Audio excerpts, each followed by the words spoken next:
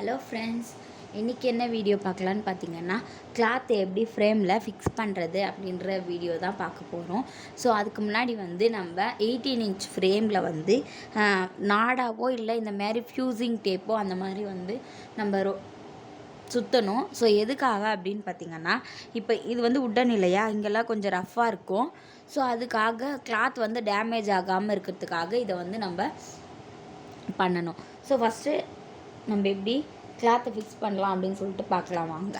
First இந்த மாதிரி நம்ம 18 இன்ச் எடுத்துகிட்டு இந்த நெட்டை லூஸ் பண்ணிவிட்டு இன்னர் ரிங்கு, இதுக்கு பேர் இன்னர் ரிங்குன்னு சொல்லுவாங்க, இது அப்பர் ரிங்கு. ஸோ இன்னர் ரிங்கை எடுத்து அடியில் வைக்கணும். இன்னர் ரிங்குக்கு மேலே தான் கிளாத் இருக்கணும். ஸோ பாருங்கள்,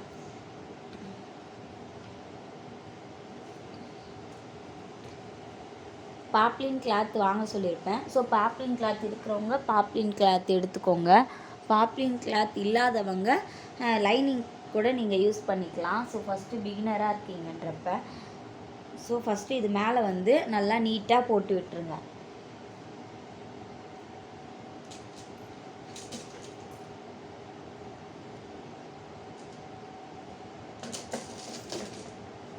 ஸோ நல்லா நீட்டாக போட்டு விட்டுட்டு இப்போ நீங்கள் பாப்ளின் கிளாத் எடுக்கிறீங்க அப்படின்றப்ப நடுவில் ஃபிக்ஸ் பண்ணாமல் சைடில் கொஞ்சம் ஃபிக்ஸ் பண்ணுங்கள். ஏன்னா நடுவில் ஃபிக்ஸ் பண்ணிட்டீங்கன்னா கிளாத் மொத்தமும் உங்களுக்கு வேஸ்ட் ஆகிற மாதிரி இருக்கும்.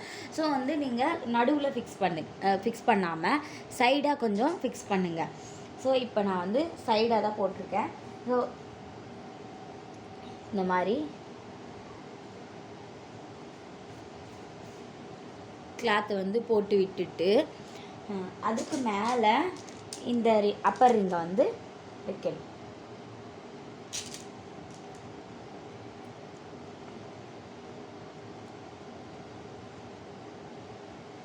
வச்சுட்டு இந்த நெட்டு லூஸ் பண்ணோம் இல்லையா, அது இப்போ நம்ம டைட் பண்ணிக்கணும்.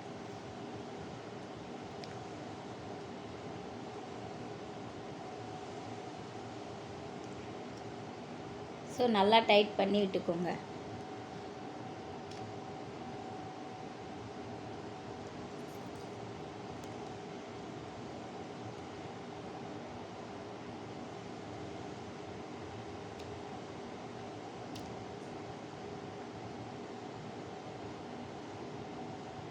ஸோ நல்லா டைட் பண்ணிவிட்டு நம்ம இப்போ கிளாத் பாருங்கள், கிளாத் ஃப்ரேமில் லூஸாக இருக்குது. ஸோ லூஸாக இருந்தால் ஸ்டிச்சஸ் உங்களுக்கு ஒழுங்காக வராது.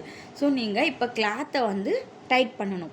அதுக்கு என்ன பண்ணணும்னு பார்த்தீங்கன்னா, இப்படி ஃப்ரேமை பிடிச்சிட்டு கொஞ்சம் கொஞ்சமாக கிளாத்தை இப்படி இது பண்ணி நீங்கள் டைட் பண்ணணும். தெரியுதா? நான் எப்படி பண்ணுறேன்னு பாருங்கள். கொஞ்சம் கொஞ்சமாக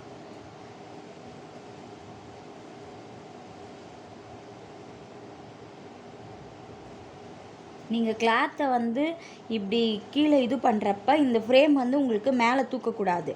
ஸோ மேலே தூக்காமல் கரெக்டாக நீங்கள் பார்த்து டைட் பண்ணுங்கள்.